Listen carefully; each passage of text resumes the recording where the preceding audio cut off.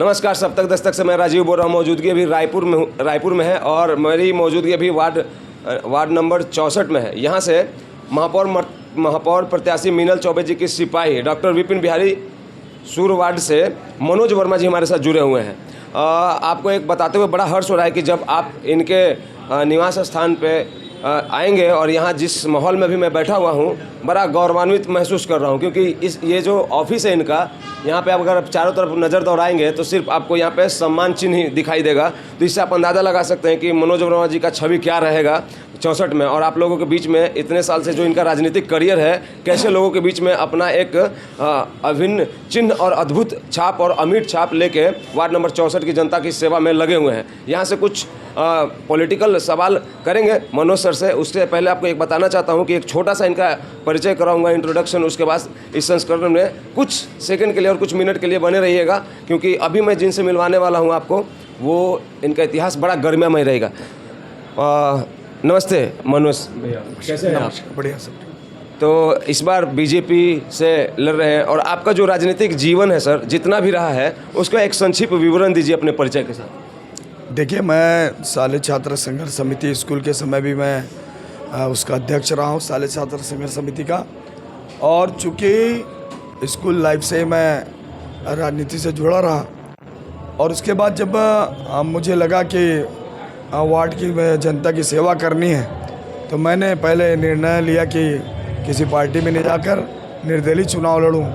और निर्दलीय चुनाव लड़ते हुए मैंने विजय हासिल की। फिर दूसरी बार फिर निर्दलीय चुनाव लड़कर मैंने अपनी माताजी को जिताया। और फिर उसके बाद भारतीय जनता पार्टी ने मुझ पर विश्वास जता करके अपने पार्टी में शामिल किया। और उसके बाद भारतीय जनता पार्टी से 2 बार मुझे लगातार टिकट मिला, जिसमें मैं विजयी रहा। और फिर से भी तीसरी बार फिर से भारतीय जनता पार्टी ने मुझ पर विश्वास जताया और अपना प्रत्याशी बनाया। देखिए कितना इनका मतलब एक गरिमामयी और अद्भुत मतलब जो राजनीतिक इनका जीवन है, उनके बारे में संक्षिप्त सुना। मनोज भी हम आपसे ये जानना चाहेंगे कि पिछले बार के कार्यकाल में, पिछले बार आप थे ना, तो उस कार्यकाल में भैया आपके नज़र में, जनता के नज़र में, तो मैंने जो लोगों पे, पान के दुकान पे, राशन के दुकान पर, चौराहे पे, जब आपके बारे में थोड़ा सा रिसर्च कीजिएगा, माफ़ कीजिएगा, पत्रकारिता है तो थोड़ा सा पूछना पड़ता है, तो लोग बड़ा खुश दिखते हैं। उन्होंने कहा कि इस बार बचा हुआ कार्य पूरा कर देंगे। हाँ जी, विकास तो बहुत हुआ है हमारे वार्ड में, विकास भी हमने बहुत किया, क्योंकि 20 साल से हम पार्षद रहे हैं जी। और यदि 5वीं बार पूरे देश की सर्वोच्च पार्टी अगर मुझ पर विश्वास करती है और टिकट देती है, तो कहीं ना कहीं मेरे कामों को देख करके देखती है। मैंने यहाँ पे भारतीय जनता पार्टी का मान बढ़ाया है। यहाँ पे किसी समय में भारतीय जनता पार्टी के कुछ ही सदस्य हुआ करते थे, और मैं जब निर्दलीय पार्षद था तब भारतीय जनता पार्टी के पार्षद जो होते थे वो 4थे नंबर पे आते थे।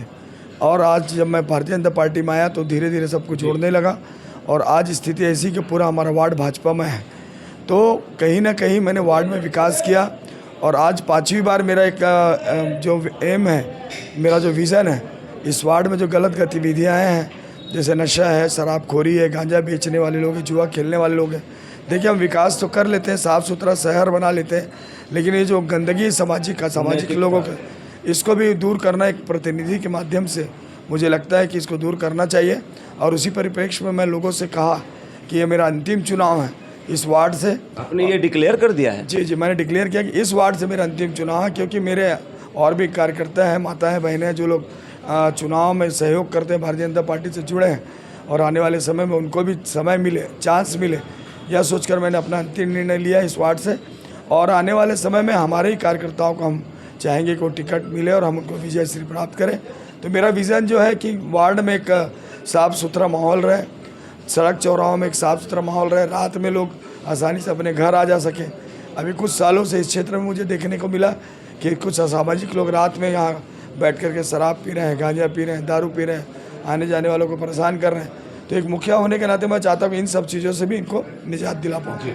सर, हम आपसे ये जानना चाहेंगे, आगे तो वोटर्स बढ़ते ही हैं, हर साल नया आईडी बनता है, हर बार कुछ नया देखने को मिलता है। इस बार टोटल मतदाताओं की संख्या कितनी रहेगी सर इस वार्ड में? इस बार हमारे यहाँ 12,600 लगभग मतदाता है, जो कि पिछले बार से कम से कम 2,000 ज़्यादा है। और हर बार आपका परफॉर्मेंस मतलब जो आपका जो चुनाव का शैली होता है एक खासा पहचान वाला होता है। इस बार आपके खाते में कितना % वोट शेयर रहेगा सर लगभग आपके हिसाब से? देखिए, हमारे वार्ड में लगभग 70 से 75% मत वोटिंग होती है जी। और 70 से 75% में लगभग कहना चाहिए 7,000 8,000 वोट पड़ जाते हैं और हार जीत का अंतर 600-700 से रहता है। पिछली बार मैं 650 वोट से जीता था जी। मेरे जो विरोधी वो थे प्रत्याशी उनको 2200 समथिंग मिला था और मुझे 2850 मिले थे। इस बार कांग्रेस से आपके समकक्ष कौन है सर? कांग्रेस से एक संजीव यादव करके जो पिछली बार निर्दलीय लड़े थे और उनकी छवि के बारे में मैं कहूँ, समकक्ष ही पिछली बार भी लड़े थे वो जी निर्दलीय थे और कांग्रेस से एक नोहर साहू करके थे जो दूसरे नंबर पे थे और तीसरे नंबर पे संजीव यादव जी थे जो अभी जाकर के कांग्रेस से उन्होंने टिकट लिया। और ये भी साथ साथ बताइए सर कि मेरे संस्करण का सबसे कीमती सवाल होता है, मैं हर बार जहाँ जाता हूँ पूछता हूँ और मैं आपसे भी हिम्मत जुटा के पूछ रहा हूँ, बेटियों के लिए इस बार नया क्या सोचे हैं सर आप?